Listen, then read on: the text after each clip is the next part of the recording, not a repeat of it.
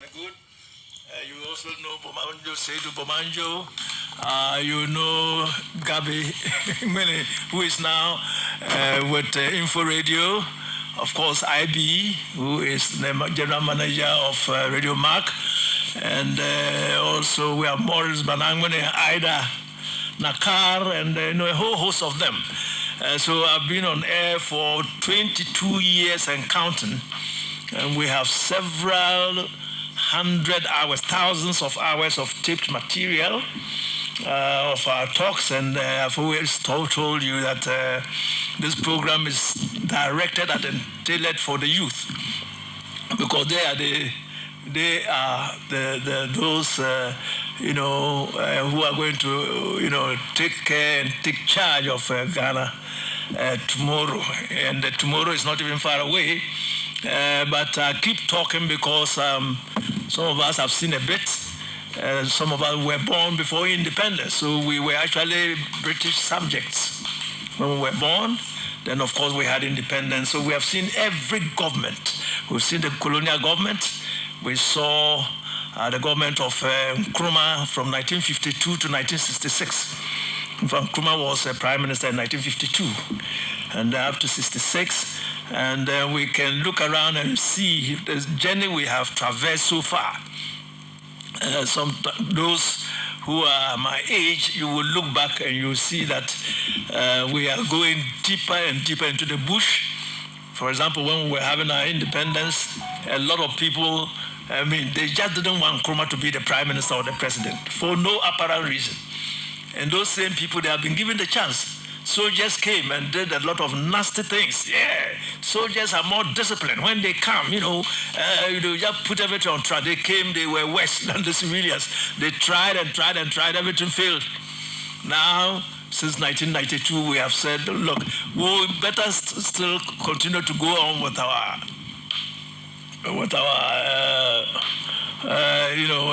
democratic plural party, democracy, multi-party democracy.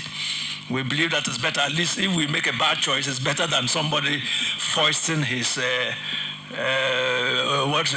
on us. And so we have been on with it, and we have had a lot of hope that Ghana will be better. But it appears that things are not going the way we see it. And some of us have been in certain critical and sensitive positions for years now. When I say sensitive, there is no position that is sensitive in any country more than the intelligence service. The intelligence service, not the general security service, the intelligence service. Of course, then followed by the security service. And I've always told you we have three intelligence services in Ghana. We have the internal intelligence service, we have the army or defense intelligence service, then we have the external intelligence service. You will know everything that is going on in the country, And I think we have, even though successive governments since 1992 were struggling to get things online, I believe the present government that we have had every opportunity to make things 1,000 times better. The chances were there. But it appears we always think God can be fooled. You go and say, God, help me. Just say, let me get this power. I know what I will do. When you get the power, it becomes total, absolute and total nonsense. We start doing things the way we like it. We want to lord it over people, and the power corrupts, as they say. And they continue to tell us that absolute power corrupts absolutely. What are the nature or different types of power that we are talking about? We are talking about political power, or even being an academic, becoming a chancellor of a university, or even the head teacher of a JSS, or headmaster of a secondary school, or being a chief justice. It is along those lines, or even being a minister, or even a DC. You will see that you will get to know who a person is when you give him power. Another sort of power is money. Even when you go to our villages, you will see it. At that time, when we were living in the villages, you will see that everybody was so poor. Everybody was so poor. You measure yourselves according to your environment and your local or your location where you are living. So if you have 2 cows and somebody has got about 30, say, hey, the man is very rich. He has got 30 cows. Only for you to go to other places and see that people have more cows than that. But you see that this type of person who has 30 cows in the village and the others don't have, they tend to put on some airs. But at the village level, it isn't so grave. It isn't so, it is not like what you see, in the big cities and towns and, people who have made a lot of money. You don't know the source of the money. They just tell you that they are rich. And then they want to lord it over other people. But we are going to concentrate on politicians. We are going to talk about politicians. They will come to you, they will say all manner of things, beg you and kneel down. If you are weeding, they'll come and weed with you. If you are carrying water, they'll carry the water with you. They will sit down with the poorest in the village. Immediately you vote them into power. That is the end of it. You can see them. That is why all my friends, when I have a friend and you get political power, I have nothing to do with you. You get some political position, I divorce you. When you're in opposition, yes, then I'll come back. And they themselves will come back. When they are the human being is just a nasty animal. You nasty people. There are terrible people on this earth. Dangerous and terrible people. When they are in opposition, you can easily go to them. They will talk. They are so nice. They will let them win power and see whether you can go near them. And I know a lot of them. There was a time some of them, they lost elections and then kept on touting how they were nice to people and all that. I said, no, my friend, you were not. You weren't. It's now you don't have power. That you are being nice to people. Well, but today's topic is going to be about this causing fear and panic. You recall and remember that some time back, we had the police, arresting a number of people and telling them that their statements, meant some sort of fear and panic. Some sort of nebulous and general categorization. So they will just arrest you and then charge you, and they will always find a portion of the law and then charge you accordingly. But you can see that this causing fear and panic, it doesn't apply, equally to everybody. It does not apply equally. When the MPP is in power, it applies in a different way. When NDC is in power, it applies in a different way. But I can see causing fear and panic is about somebody in opposition, giving the impression, that there is going to be some confusion in the country. That type of person immediately is causing fear and panic.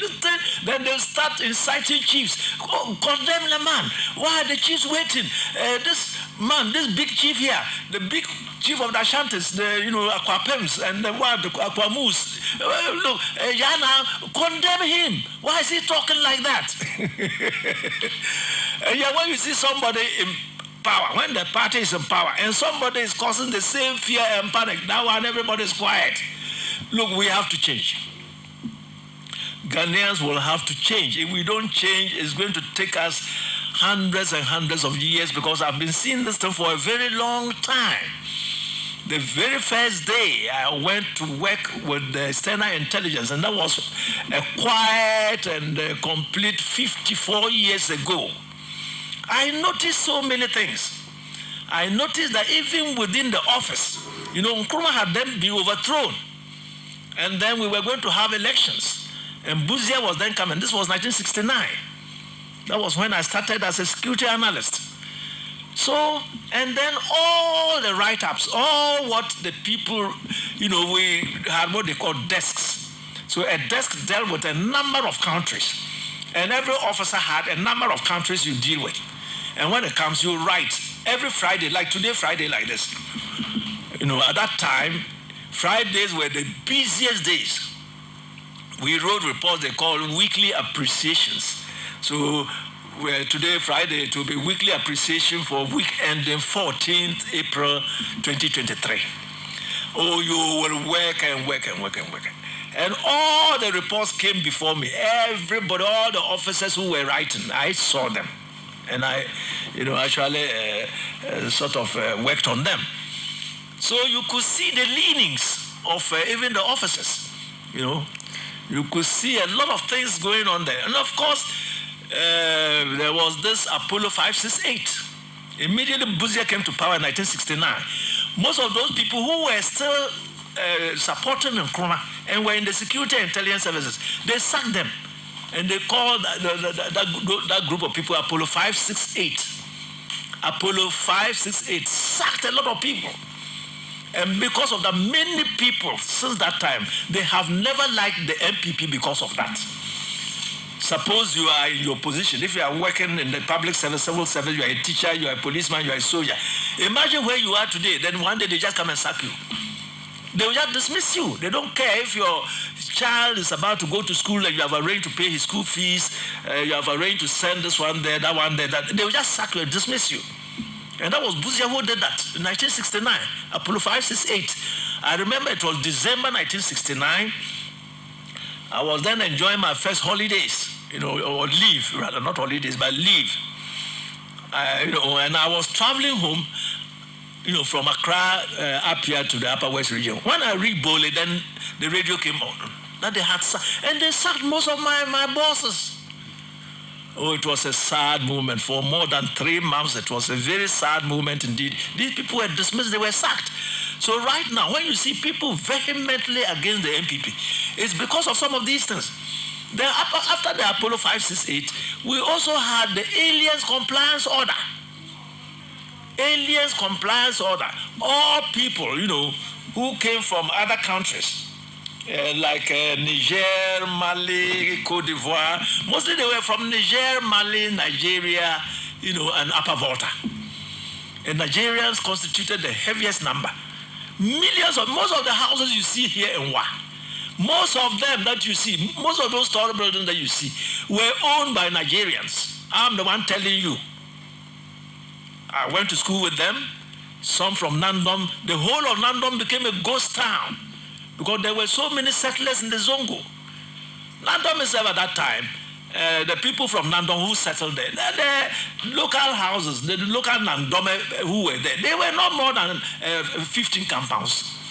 The rest were from Nigeria, Burkina Faso, and now some of them have managed to come back there. But we are talking of causing fear and panic. Now, these things work like this. If you have a law, the law must cut across. It must not be targeted at a particular group of people. If you have a law, about causing fear and panic, it doesn't mean that somebody in the MPP now, because the MPP is in power, when somebody goes to make an irresponsible and stupid statement, he should not be arrested. Then when NDC is in power, you do the same thing. Well, what are we building? We are building on rubbish and nonsense. And it appears that politicians, I don't know, they get confused when they have power. You should know the MPP and the NDC. You have been succeeding yourselves. After 8 years, you have to go. So far, that's what has been there. Every 8 years, the other party will come. And yet when they come, they feel that they will never go to opposition. And they do despicable things, horrible things, incredible things, unbelievable things. Now, when you do these horrible things and you want to justify them, and reading about this, what I have seen is this. More often than not, Ghanaians always believe the party in opposition more than the one in power. A lot of analysts, I'm talking of people who are in the middle, who are in the middle of society, who don't need politics or a politician or a political appointment to make it in life. They are very objective. They are very, very objective indeed. So we cannot have this if you say causing fear and panic. When NDC member goes to make a say, you should be arrested. What is the CID doing? Go and arrest him. When our MPP man says the same thing, like this Brian Achampo, who was saying that the MPP will never hand over. Do you think if an NDC man has said this, Ghana will be like this? But having said this, I also have to blame a lot of people. People have been to school. We have many educated people. When we were having our independence, the whole of the North, there were only 2 people with degrees. First degree. That if you had a degree, you were like God. But now we have so many educated people. Why are you, I mean, I honestly, I don't understand it. You can't build a nation like that. You can't build a nation where one party is in power, you keep attacking them. When the other one comes, you keep quiet. That's not the right thing to do. That absolutely, I don't see it as the right thing to do. And we should desist from that. We must desist from that. In fact, the middle class, you have the education and the exposure. And most of it have got good jobs. So why do you behave like that? Look at the attacks that were visited on Muhammad. They just got him and then attacked him totally. I'm not saying you shouldn't do that. It's politics. But if you hide behind the veneer or the curtain of a non-governmental agency who is out there, to look, ensure that you hold government to account. Now another party comes, they are doing worse, 100 times worse, and you are not talking. It is very dangerous. It is very dangerous. It means that you can't, listen. So if one day MPP goes to opposition, will these people now come out and say, yeah, now you NDC, you are doing this, you are doing this? I mean, it will just sound funny. You are giving the NDC a lot of ammunition. When they come to power, they can do a lot of things and go away with them. If you go and put somebody at the EC, Electoral Commission, people are talking that this man is politically exposed, and you refuse. And then Muhammad comes to power, and he goes to make his wife the EC chairperson. So are you going to open your mouth and then speak against it? Are you going to talk? Nobody will take you serious. So I think we should make allowance for the fact that it is possible to lose elections. Sometimes we say a politician is like gambler. Politics is a gambler. A gambler is always sure of winning until he has lost. So when he loses, it is not only his money but his head. A politician is a gambler.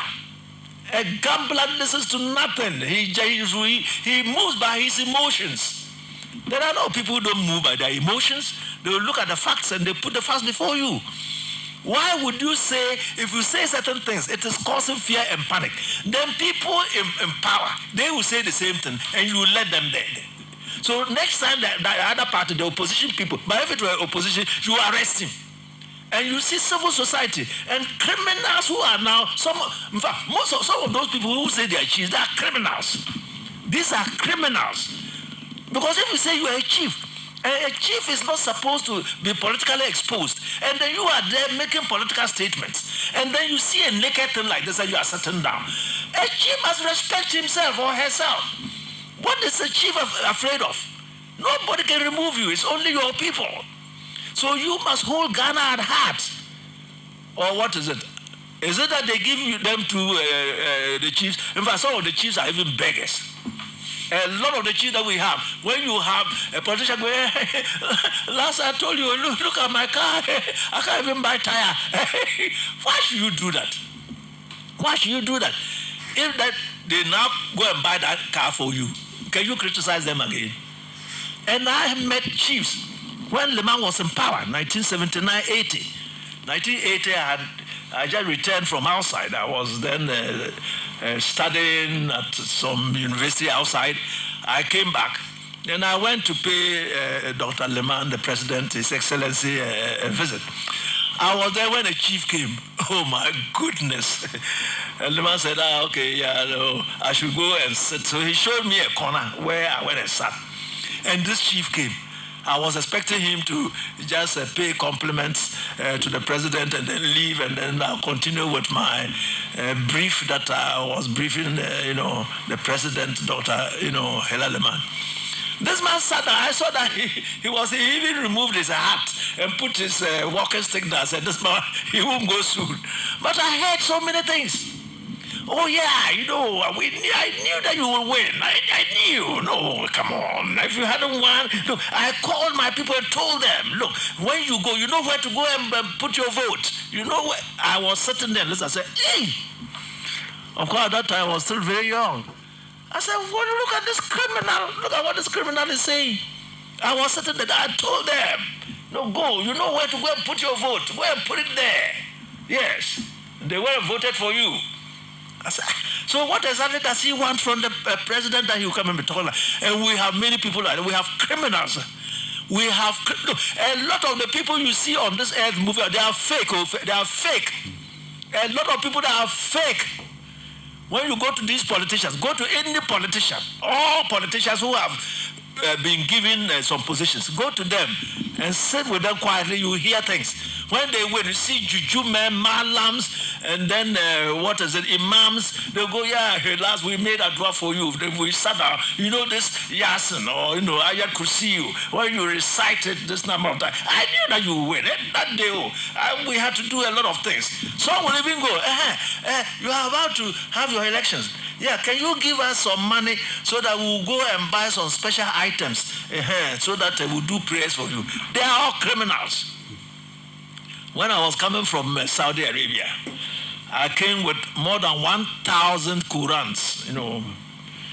The Qurans, I brought more than 1,000 of them because some people donated them to the embassy in Saudi Arabia.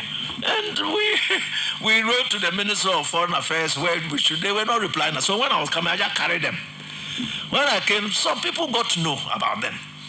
So one day, this guy came to me at my house in Jowulu and said, Mr. Boy, I understand you brought a lot of the latest nice Qurans, which have been transliterated.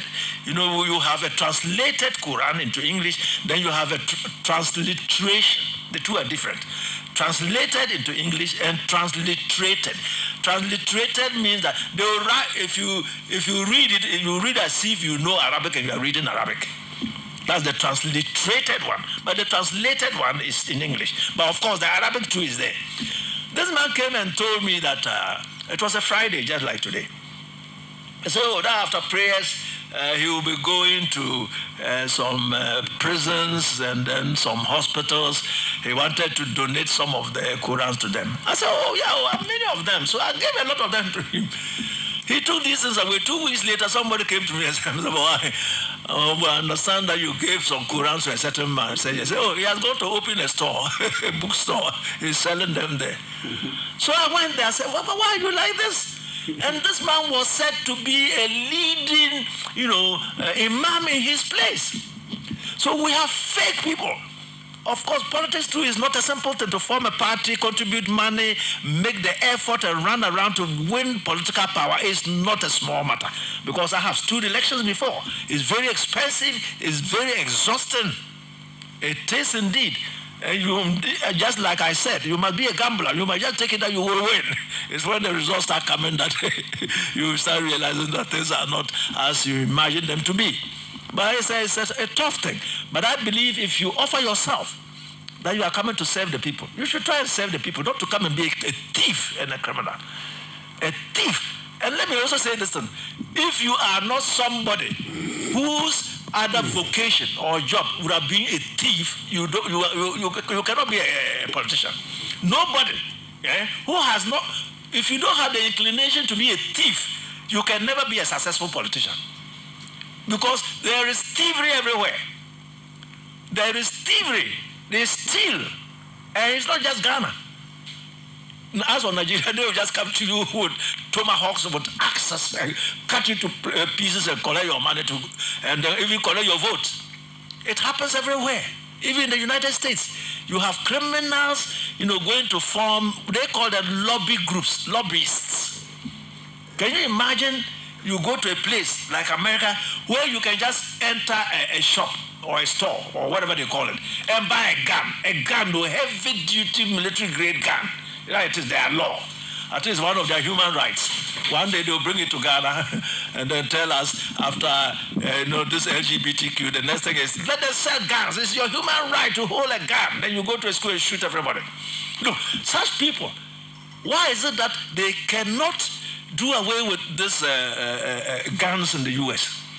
It is because the lobbyists, those who have these businesses, they always vote a lot of money.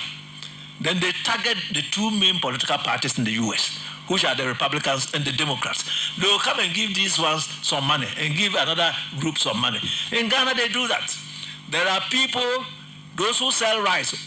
How come any party, every party, when they are in opposition, when we come, we'll grow our own rice, we won't import rice. When they come, they will double it. Look at what the NPP said. They say, no, this thing, yet this castle, look at the things that we are producing. When we come rice like this, we just cancel the whole thing. Why can't they cancel it? Because the rice people, they will go look for some $5 million, go and give it to MPP, another $5 million, give it to NDC. So which one wins? Either of them. When one of them wins, they are inside. They are inside. That's what they do. It's not just the rice people. All manner of criminal things that are going on here. And that is why some of those who have been president before, they will tell you that if you have not been a president before, you wouldn't know what is happening. Actually, if you have not been a politician, and the politics that they play deep up there, those down, they don't even know what is happening. For example, if you are a constituency, you don't know what is happening. If you are in the region, you don't know what is happening. But when you are at the castle there, you will know what exactly is going on. Somebody may be given a contract. Then you say, no, this contract, why should you give this person this contract? There becomes a battle here and there. And then the top politicians, you see that they are not talking. Do you know why? They are not talking because when they were going, campaigning to come to power, that person contributed a lot of money. He contributed a lot of money to help them. So now that you are in power, they'll come and actually, last you gave us $1 million. Find a way of getting your money back. So you go and, sort of give some phantom, what do they call those, contracts, then collect the money. Then you say you are an auditor, you are going to arrest him. It becomes a problem. And people around, they don't know. But politics is actually a very difficult thing. I can tell you that. It's a difficult thing. Now, but you should have been a diplomat, an international relations expert, and better still, a security and intelligence analyst to understand what is going on in this world. Let us talk of sometimes when I go on radio, when I watch TV, I hear the government and power, the MPP people. They say, hey, look, Ghana is because of this war in Ukraine. Every country is suffering. When you go to Germany, they are suffering. You go to Britain, they are suffering. You go to America, people are losing jobs. The prices are just going up. I look at them and say, well, sometimes I understand them. Well, they are talking politics. But when you come to the fact of the matter, they are talking nonsense. They are talking stupidity and nonsense. Because, look, if you are mentioning these countries, why don't you talk about Russia itself? Russia. How many sanctions have been levied on Russia? About 2,070 sanctions on Russia. Go there and see. Their ruble, their money is called the ruble. It is appreciating against the dollar. Why don't you talk about that place? And because of that, the Ghana city is just falling. Yes, what about Ukraine? Where they are bombing. You haven't seen bombs before. I have seen them. I have lived in the war, 2 wars. Serious one. Not a coup d'etat or not what they go and make 2 soldiers who go and hold a gun. Like listen, Christmas knockout. Go and see. Look, one bomb will land and the houses that are 30 miles away will be blown to pieces. That is what is happening in and they are using new types of armament. You have hypersonic, going many times the speed of sound. And then what other new weapons that Russia has, they call them thermobaric. Thermobaric, even the name alone is dangerous. When they fire one, it will suck all the oxygen, you have nothing to breathe. So why is it that these people, why are they always leaving Ukraine? Why are they leaving Russia?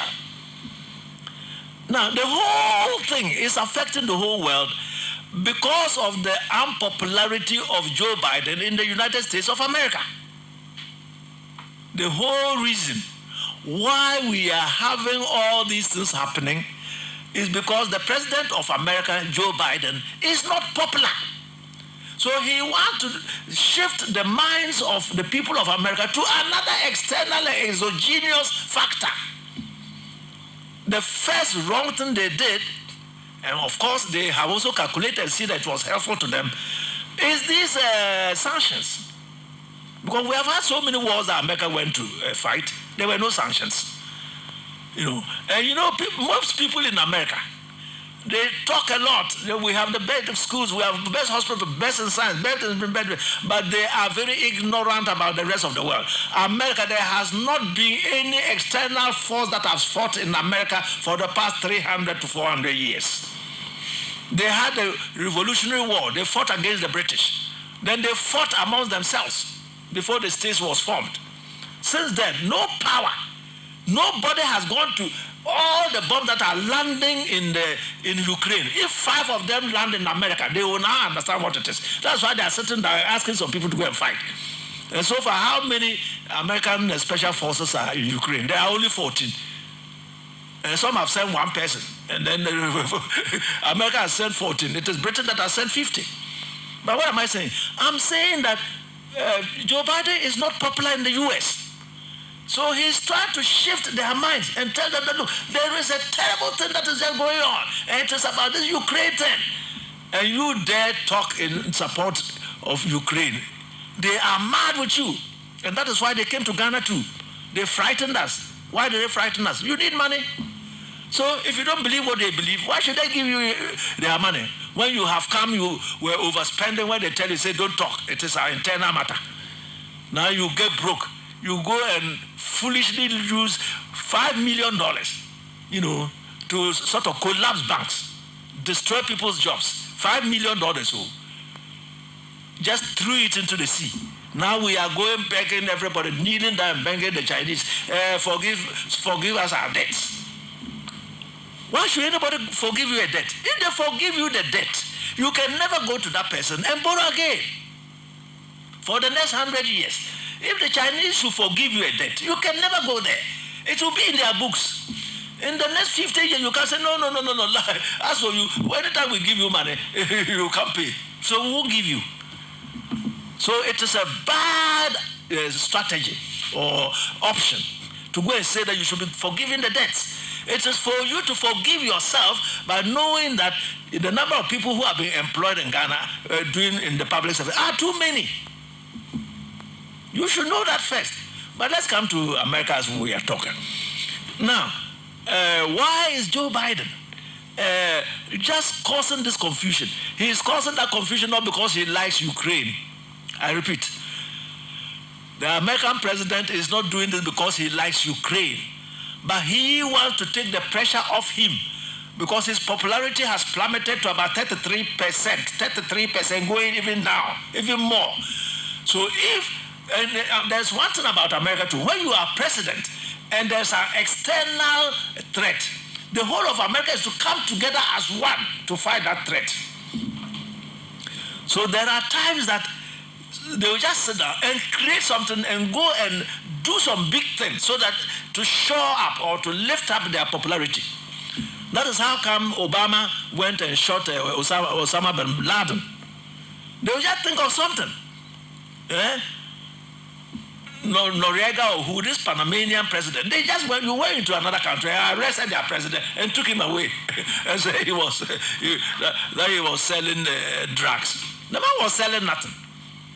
It's because of the Panama Canal that he wanted to take full charge of it. He just created something, apart from them, that the president at that time wanted to be popular. So that is what is happening. Then they come and then you start making noises. I believe that Ghana would have been one of the leading countries in the whole world, even with this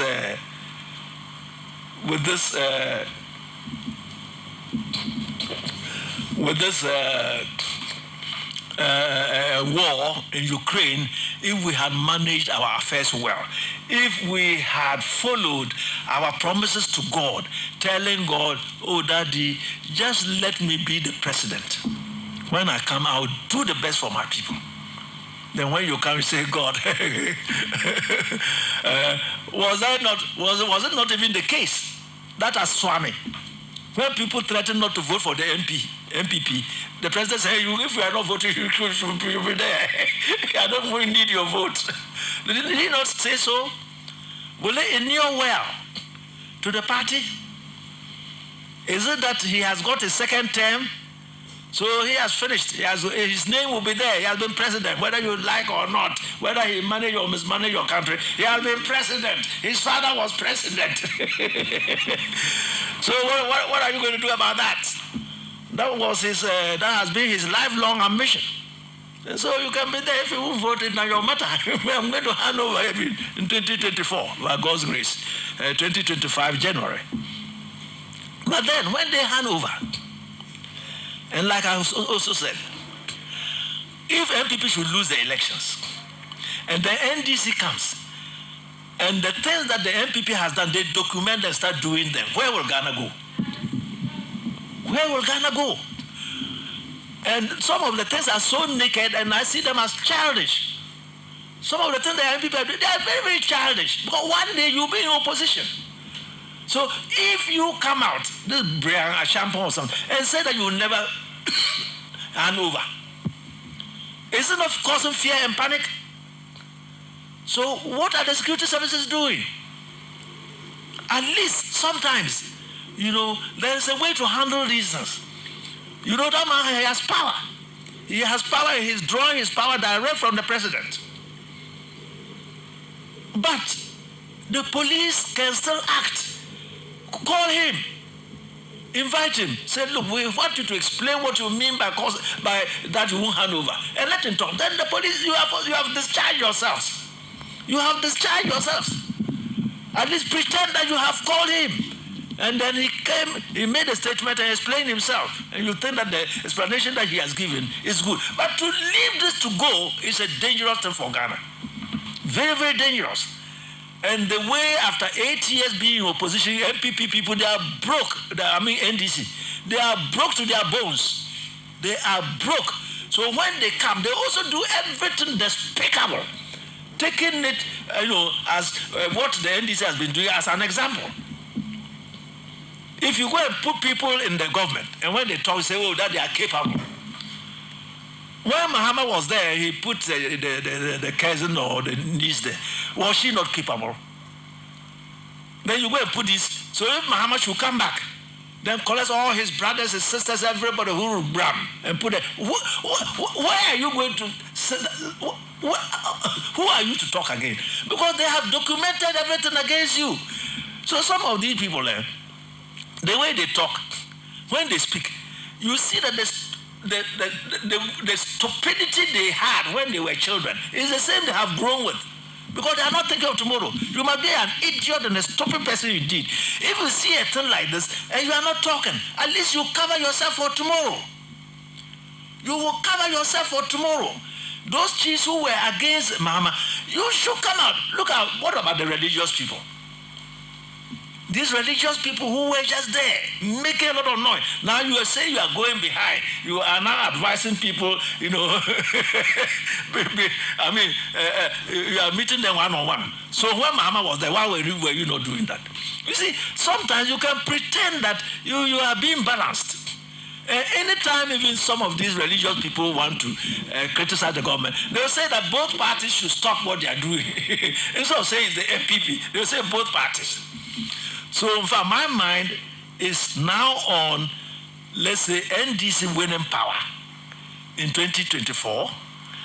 And then how will MPP, because they will then be in opposition, and Ghanaians will be looking at them to, match NDC if they are in power toe to toe. Toe to toe. And I've also mentioned it, and I'm saying it again. Yes, if there is anybody who is saying that things are not hot in Ghana, then he is either a political appointee, especially the coterminous appointees.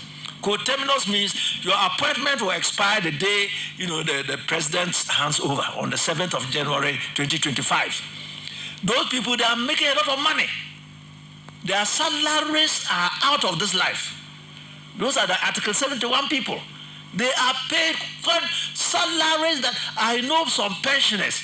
Some of these people, they are 1 month's salary, can pay some pensioners for 5 to 10 years. 1 month, what you will get, can pay some pensioners now in Ghana for 5 years. So how do you want them to live? When they talk, say things are just good. You just be shouting that it's good.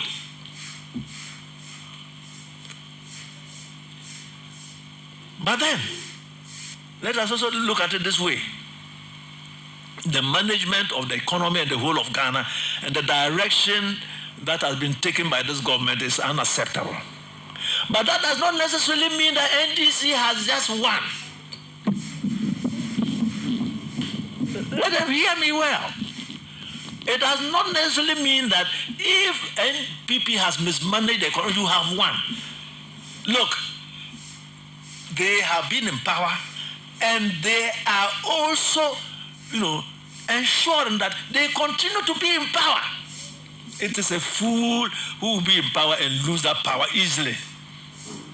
It is not an easy matter to have power, political power, or even be a king or even a chief and losing it just like that. So they are going to do their best. They know right now, many Ghanaians, they can talk, they can speak, but we are on the ground. As for me, I'm an analyst. If I tell you don't like it, that is your matter. It is your problem. When I was analyzing, I analyzed for all government, all of them, right from Afrifa all the way up to Mills. I was in the system, up to Mills. Even Mills time, I wrote for Mills.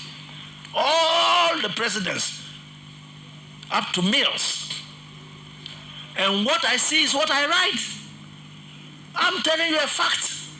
You can take your political decision. But this is the fact. You look at it. But some people are so stupid. Sometimes when you are talking, that man is against us.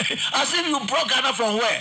And most of those who told, when I was born in the Gold Coast. So I wasn't born in Ghana. I brought Ghana. The Gold Coast people, they brought Ghana. In fact, when we were having independence, we had the chance. We were British subjects.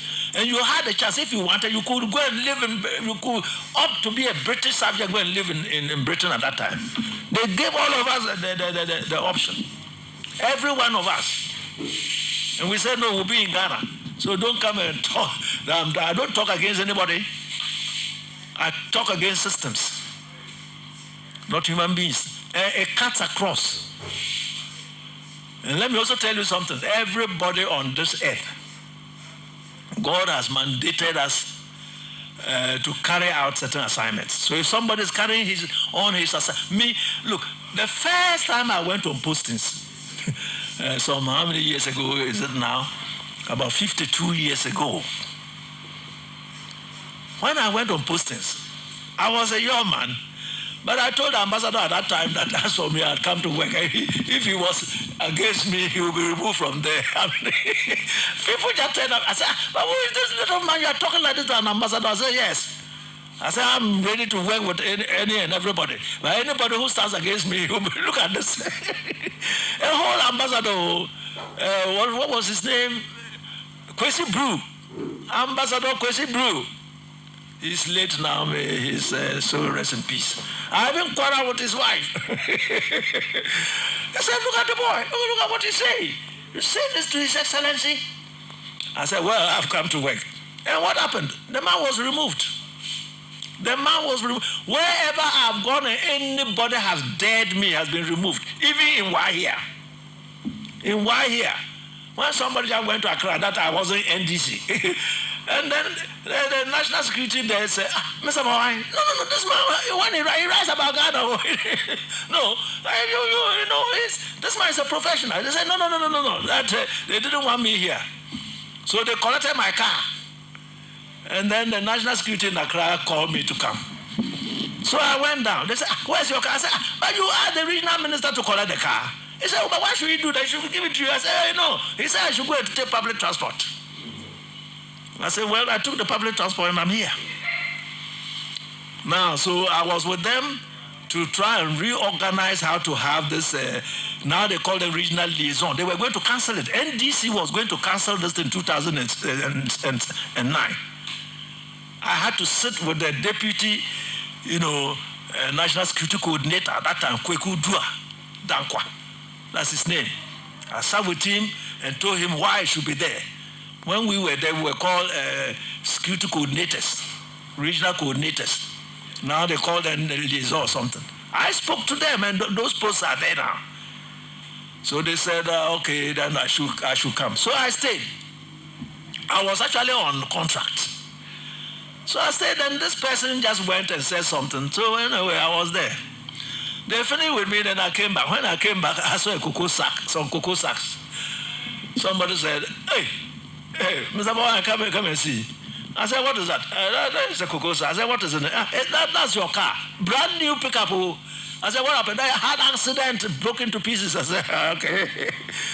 Then the person who removed me said, he had an accident. And later I was sacked. And I have more than plenty of them, many. And anywhere I was going, I just knew that if you join with me, you will go. Because I don't fight for anybody's position. You see, there are things that we do not understand. We have a lot of spiritual things. Sometimes you'll be in an office. Someone will come in. The person's presence there spiritually is for your own good. So it is very bad, and I'm saying this to public and civil servants. Don't be in an office and somebody just don't like him there. You are scheming. You are going behind, reporting him, saying bad things about him so they'll be removed. Don't be doing that. Because God knows why he is there. God knows. And if you are somebody suffering this type of thing, look, just be quiet. Complain to God. When I first came to it was the same thing. There was somebody who just saw me and then wrote to the office in Accra and said I was fake. The person, they wrote and said, look, if you had come early, you would have been the boss there. What happened? This person went and reported. It's a long story. But I went and told them, I said, be careful with me. Oh. Do you know what happened? One day, this guy, he was in Upper West here. He just said that he was sweating blood and he died. I'm the one telling you. Go to NADMO and ask and see. Their first regional coordinator for NADMO. What happened? He just sat down and died. We don't do that. We don't do in this life. Don't do that. It's God who appoints people. And if you are given a position, be in that position. I came here to NADMO and I was doing my work. I was saying my yes to everybody. People saw me, but why are you saying yes? I said, my friend, that's what God said I should do. Others, I don't know. There were so many interesting things that took place. Some, people go around and say all manner of things. Some even went and told my bosses that I said that I should have been on that seat. So that my boss, he was kind enough to call me. He said, Mr. Bowen, I understand you say you should say. I said, wait, no, I don't do that. I've never done that in life. Why do you struggle for, where I'm occupied, I didn't fight for it. God brought me. Why should I sit on your seat? Do I know what is there? And do you know what happened? Look, the next elections came. And all those who were bosses, they were all dismissed. So I went, there was somebody from my area who was saying, they say you are just very good, but that you are not. I said, I'm not what? If you come to NADMO, I am NADMO. Upper West region. I wrote almost every report when we were starting. So what am I saying exactly? What I'm saying is that whatever job you are doing, do it well. You cannot continue to tell lies and cheat and make it. It won't happen. You can't be in politics and you think you are doing corruption and that money has no weight. It has no spiritual weight. Spiritually, it doesn't exist. It will either give you problems, it will give you a horrible illness, a disease, your wife, your children will die, they will fail in school. You can't go anywhere with it. I'm telling you, or you die a horrible death. You will stay there, you will be sick, your body will be getting rotten, you won't die. You will not die. So that type of money is no good money. And those of you who also don't have a political, don't be envious of anybody. And the Upper West in particular, you have a group of, I don't know what is in their heads. I don't understand. Sometimes they go and nominate somebody, oh, he's the regional minister. 1,000 people write that he's just not good. This man is not good. Ashanti, they don't do that. In Accra, people don't do that. Central region, they don't do that. Volta, they don't do that. In Upper West alone, their own brother who has been put there, his very own brothers will be the first to write against him. They will write against him. The Upper West, that is the way we are. Worthless, useless people. It's all coming together. Your own brother is there. But if they bring somebody from Bronga Halfway to be, let's say, Upper West regional minister, they will say nothing. That one, they are happy with it. If it is from Volta, they will say nothing. If it is from Eastern, they will say nothing. But you just get the person from the three main tribes, Susala, Dagaba, Wala. No, the man is not good. The man is very bad. Or he is Ahmadi, he is Al Sunnah. What is that? What is that? So you see that politically, we are not even matured. If we were matured, we wouldn't be doing that. We wouldn't be doing that. And let me tell you something. Allow everybody to chatter and move on his own spiritual path. There are things that will happen to you in life. You may not see them, but they are taking place. God can put somebody directly. You may not benefit from him, but his being there is a spiritual guarantee that God will bless you in so many ways. So don't go about, telling lies. Sometimes when you are made a minister, you see juju men also come and say, last time people came, we just sat down. I told them, look, if they don't make you a minister, meanwhile they don't know you. Somebody just told them. They'll come and tell pure lies and then backbite. Even when you go to the regional coordinating council, immediately a minister comes, the civil servants there, they'll be the first to go and backbite their colleagues. This man is not good. This man, he's very bad. You have to be careful of him. He's a very dangerous person. At the regional coordinating council there in Wahia, and the others. But it is Upper West that I was the regional security coordinator, so I know everything about them, and I've worked here for 20-something years. I know them. They'll go their own colleagues backbiting, and people like that. You see that they are useless in their lives. You go on pension, you see everything of yours is basa. You can't move anywhere. Everything will be basa because God is watching you. God is watching you. You will finish, you go, you'll be in some place. One day God will just come and collect you and say, you, my friend, come back. You are not the type of person who should be on this earth. So let us be very careful. You see, it is not enough to get up and say, oh, today is Friday, I'm fasting, I'm going to... No. It is not enough. Those things are never... They are 100 of going to God or Allah. 100. They don't count much. They don't count anything. You cannot be fasting and yet you hate another person. You are backbiting him. You are going around trying to destroy him. And then you say, your fasting is useless. Oh, every time, Charlie, this why he doesn't feel most. Oh, he's always the first to go there. No, that's not it. Or he's a Christian. Oh, Charlie, he's always in church. No, this man, no. He'll even go to first and second masses. Oh, he's always there in church. Oh, this man, it doesn't go with prayer. It's a lie. Most of them, when they go to church and they're praying, they assume a certain... When I look at them, I say, look at this criminal. Look at how he's made his face. And when he's going to take Holy Communion, he will turn his face like a goat, like a he-goat. No, it is what is in your heart. Your random thoughts. Don't sit down, be backbiting people, and be thinking evil of others. Pray for every single one. They have a lot of meaning. When you sit alone, God is always with you. God doesn't go far away from you. He's always with you. But yes, what did I say about these politicians? I'm saying that the fact that MPP has come to mess up the economy of this country, they have messed it up. They had every opportunity.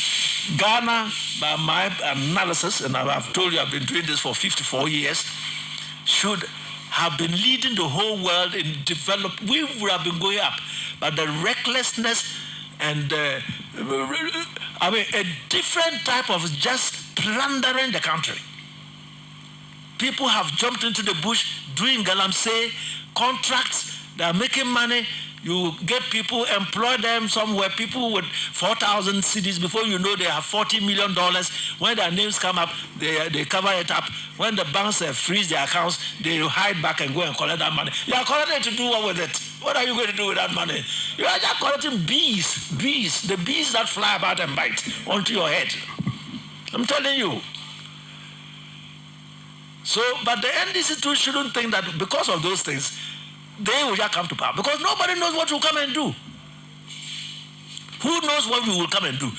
When Rawlings staged his coup of 31st December, I was deep in the security system. What did he say? He said, this has come to end all coups d'etat. We are not going to do it. What happened? Ghana had the worst moment of its life during the PNDC time, 1983. The whole of Ghana burnt to pieces. All the forests that you see in Accra, everything got burnt. There was nothing. No roads, nothing. And they were using brute force. And that time we were outside. We had what we call dissidents. People they suspected were making coups. They would tell you, Charlie, this person wants to say a coup. When you get in report, I was there. I was handling that for the whole of the Gulf. About 15 countries. I was handling that for 15 countries.